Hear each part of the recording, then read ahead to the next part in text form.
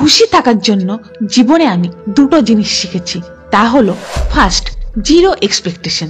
হ্যাঁ বন্ধুরা, যে কোনো মানুষের কাছ থেকে যদি আপনি কখনো কোনো রকম এক্সপেকটেশন না রাখেন, তাহলে আপনি জীবনে অলওয়েজ ভীষণ খুশি থাকবেন।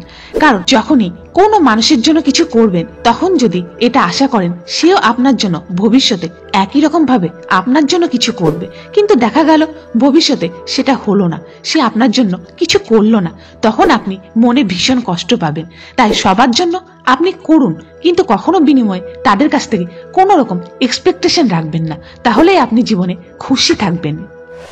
সেকেন্ড, নিজের জীবনের রিমোট নিজের হাতে রাখুন। হ্যাঁ বন্ধুরা, যখন অন্য কোনো মানুষ আপনার আবেগ নিয়ে খেলে, আপনাকে কষ্ট দেয়, এমন কোনো কাজ সে করে যাতে আপনি তাতে ভীষণ কষ্ট পান, তাহলে আপনি জানবেন যে আপনার জীবনের কন্ট্রোল তার হাতে আছে।